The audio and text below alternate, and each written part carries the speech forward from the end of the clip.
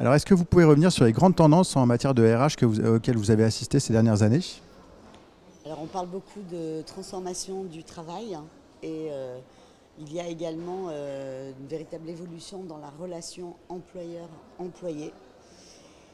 Ces évolutions elles ne datent pas de la crise sanitaire, même s'il y a une accentuation en fait des questionnements, mais aussi des solutions inédites qu'on a expérimentées un peu à la volée.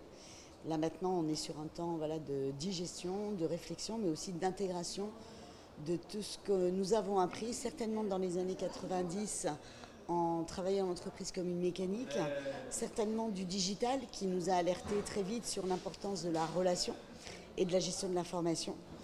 Cette crise Covid, avec l'intensification d'un travail à distance forcé, mais aussi de pas mal de gens qui sont allés travailler alors qu'il y avait un risque sanitaire, eh bien, on a des tas d'évolutions que les entreprises peuvent voir comme une opportunité de redéfinir en fait à la fois le contenu du travail pour améliorer les emplois, faire des emplois de qualité, pour améliorer également bien évidemment leur pratique de management et leur impact sociétal de fait.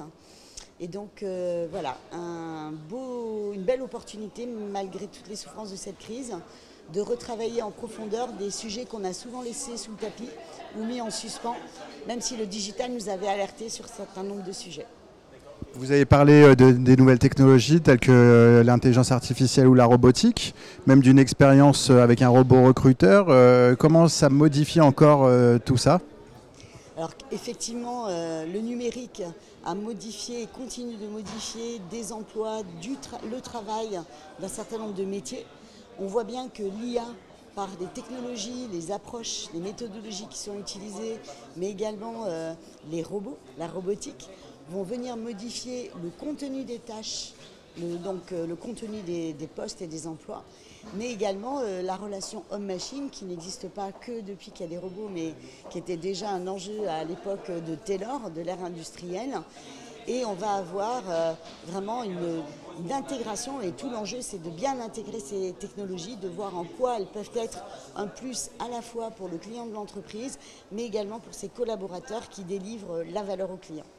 Au niveau de l'organisation du travail, bon, il y a le travail flexible, mais il y a aussi des tentatives de faire du travail à 4 jours, par exemple. Qu'est-ce que vous en pensez?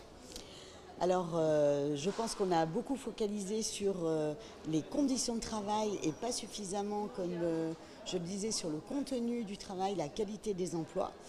Moi, personnellement, je trouve très intéressant de voir que dans les années 90, les entreprises nous ont demandé, en tant que salariés, d'être flexibles et qu'aujourd'hui, ce sont les collaborateurs qui demandent à l'entreprise d'être flexibles.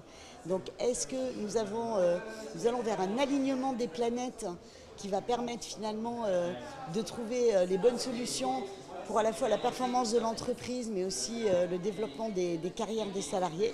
Eh bien, c'est ce que l'on souhaite, et en tout cas, c'est ce qu'il faut travailler dans les années qui viennent.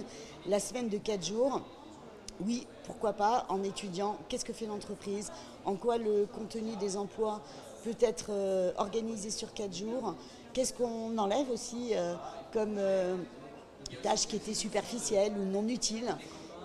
Voilà. Donc une piste à explorer, en tout cas qui semble être très attractive pour pas mal de salariés. Donc forcément les entreprises, dans leur enjeu de marque employeur, vont devoir s'y pencher.